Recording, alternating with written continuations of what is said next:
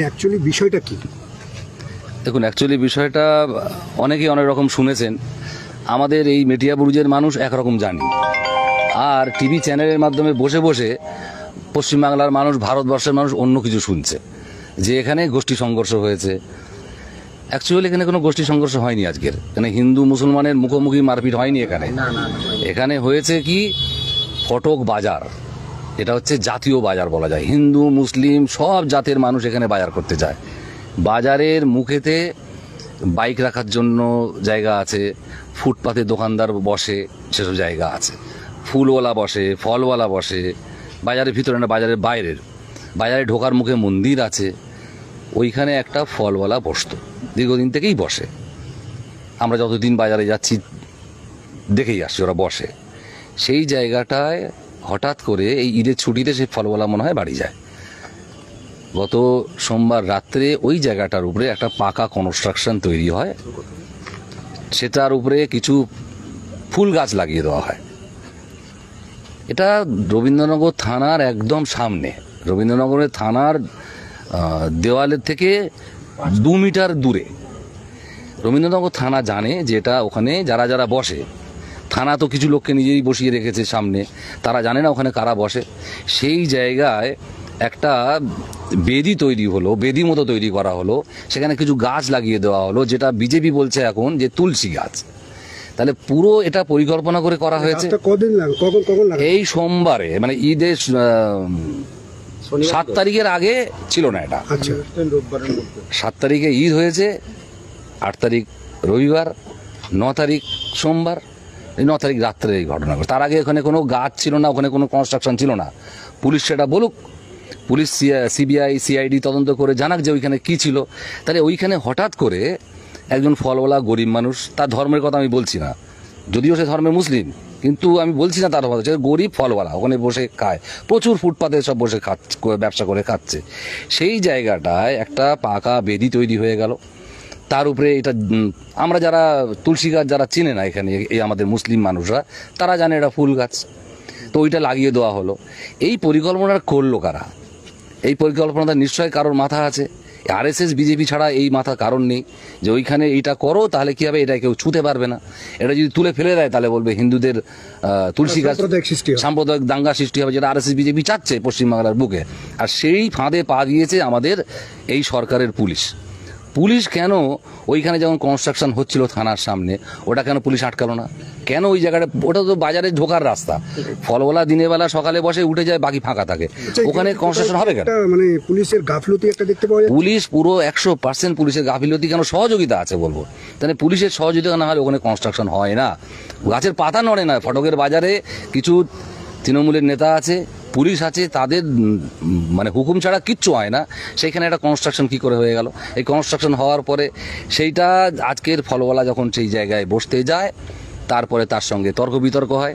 যারা এই কনস্ট্রাকশনটা করেছে তারা ফলওয়ালাকে বাধা দিতে যায়, ফলওয়ালা চেঁচামেচি করে, তাতে জনসাধারণ জড়ো হয়ে যায়। তার মধ্যে থেকে কেউ নাকি শুনছি বলেছে যে জয় শ্রীরাম বললে তবে বসতে দেবো। এই কথাটা বলতে, এইটা জনগণের সামনে বলতে, এটা আগুনের মতো ছড়িয়ে যায়। আগুনের মধ্যে ছড়াতে পাবলিক, জনসাধারণ আসতে আরম্ভ করে। তখনও পুলিশ যদি যে এই কথাটা বললো যে জয় শ্রীরাম বললে তবে বসতে দেবো, তাদের দুজনকেই পুলিশ অ্যারেস্ট করে ভিতরে থানায় নিয়ে চলে যেতে পারতো, তাহলে ওখানে কোনো ঝামেলা হতো না। পুলিশ এটাকে বাড়তি দিল। শুধু বাড়তে দেওয়া নয়, প্রায় ঘন্টা 3 ধরে এই জিনিস পুলিশের পক্ষ থেকে। কেন পুলিশ এই অঞ্চলের এমএলএ কাউন্সিলর তারা নিয়েছে, পুলিশের অ্যাকশন শুরু হয়েছে 3:30 4টে। ঘটনা শুরু হয়েছে 11টা 11:30।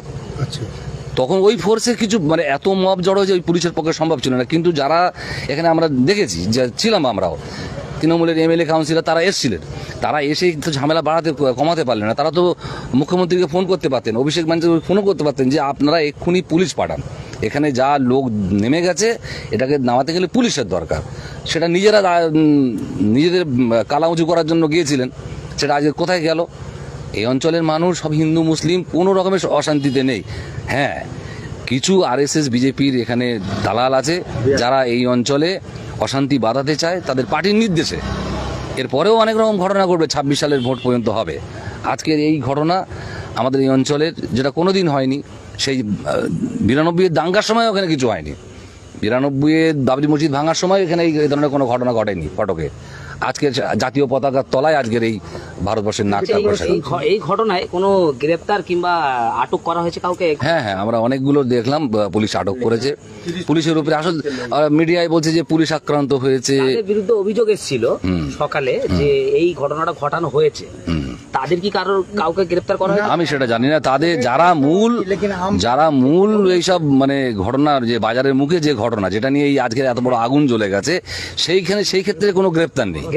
গ্রেপ্তার এই পরবর্তী ক্ষেত্রে যেগুলো হয়েছে, যারা মব পুলিশের গাড়ি আক্রান্ত হয়েছে, পাবলিক আক্রান্ত হয়েছে, তাদের মধ্যে থেকেই পুলিশ অ্যারেস্ট করতে বাধ্য হয়। মিডিয়া হয়ে গেছে, যদি পুলিশ যদি অ্যারেস্ট না দেখায় তাহলে পুলিশকে তো জবাব দিতে হবে যে কটাকে ধরো। ওই জন্য সাধারণ মানুষ এই 6টার সময় 5:30টার সময় লোককে ধরছে, যারা সাধারণ মানুষ ফিরছিল কাছ থেকে তাদের ধরেছে। সাধারণ এলাকার মানুষের আপনার কি বার্তা থাকবে? এই এলাকার মানুষের কাছে আমার অনুরোধ, হয়তো প্ররোচনায় কান দেবেন না, কোনো গুজবে কান দেবেন না, আইন নিজেদের হাতে তুলে নিতে যাবেন না।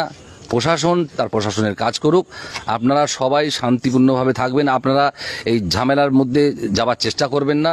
এখন বিষয়টা প্রশাসনের নজরে এসছে, আপনাদের কাছে অনুরোধ, আপনারা শান্তিপূর্ণভাবে সব থাকবেন, অযথা জটলা না করে এলাকায় শান্তি। ইতিমধ্যে এলাকায় পুলিশ কমিশনার এসে, হ্যাঁ, পুলিশ কমিশনার এসে আমি দেখলাম। হ্যাঁ, এরিয়া কন্ট্রোলে আছে এখন ইতিমধ্যে।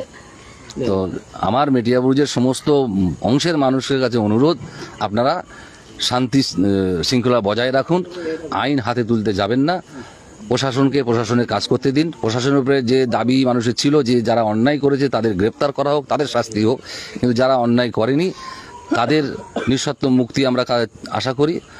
আর এই যে ঘটনা ঘটেছে, এর জন্য এই অঞ্চলে পুলিশের পিকেটিং যাতে থাকে সেই বন্দোবস্তও সরকার করুক। আমরা চাই না যা সাধারণ মানুষের জান মালের ক্ষতি হয়ে যাক, কোনো সে ধর্ম হিন্দু হোক মুসলিম হোক, কারোরই কোনো ক্ষতি হোক আমরা চাই না। অসংখ্য ধন্যবাদ।